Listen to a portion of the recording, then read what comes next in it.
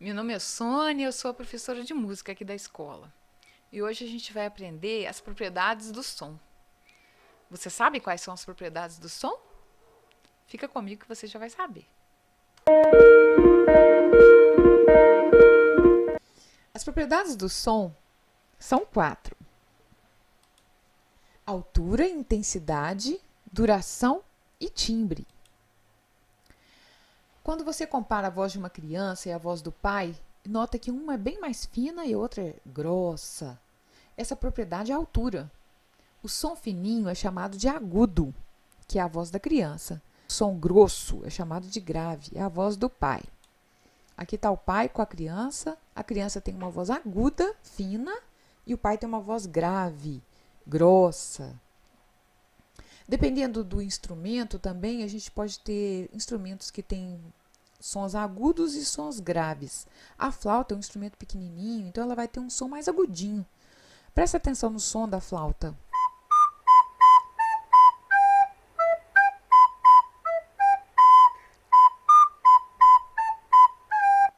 E agora nós temos a tuba, que tem um som grave, ele é um instrumento grande.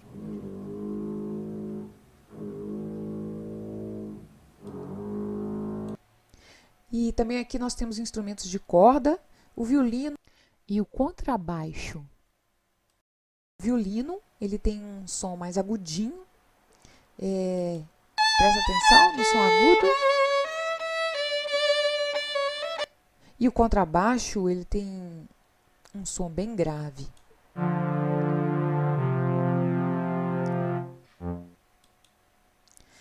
Agora, a segunda propriedade do som é a intensidade.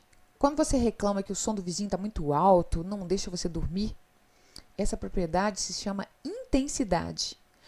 Mas o correto não é dizer que o som está alto, é dizer que o som está forte ou que o som está fraco. O som forte é o som que a gente diz alto, né? Que tem uma grande intensidade, tem uma intensidade forte, não deixa você dormir. Os animais também produzem sons mais fracos e mais fortes. O passarinho, por exemplo, ele tem uma voz bem fininha e é uma voz bem fraquinha, né? Que não incomoda muito. E a voz do cachorro é uma voz mais forte, ela incomoda porque ele é um som alto, como a gente fala, né?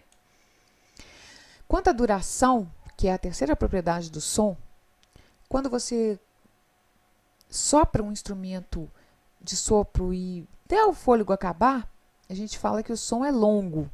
Por exemplo, fom,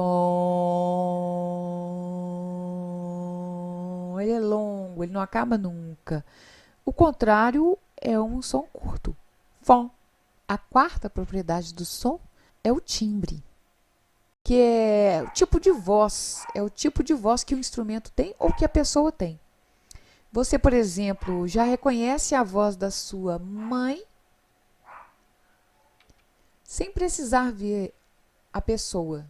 Se ela estiver falando, ô Maria, vem almoçar, ou vem tomar banho, você já sabe que é a voz da sua mãe porque você está reconhecendo a voz dela. Você já conhece a pessoa, já conhece a voz dela, e aí quando você ouve a voz sozinha, sem a pessoa, você sabe quem é. A mesma coisa com o instrumento também pode acontecer.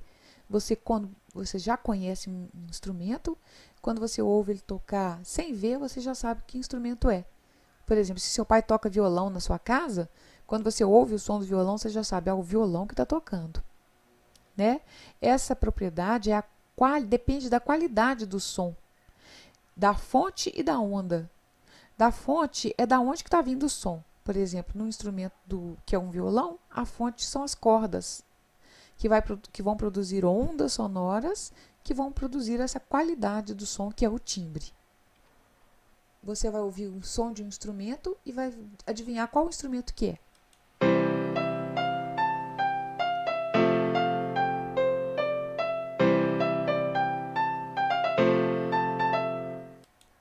Isso, se você falou piano, você acertou. É um piano. Agora eu vou adivinhar outro instrumento.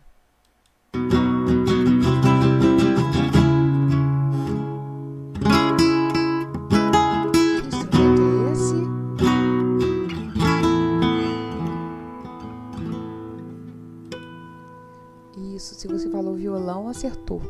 É um violão. E agora vamos adivinhar o último timbre. Que instrumento seria esse?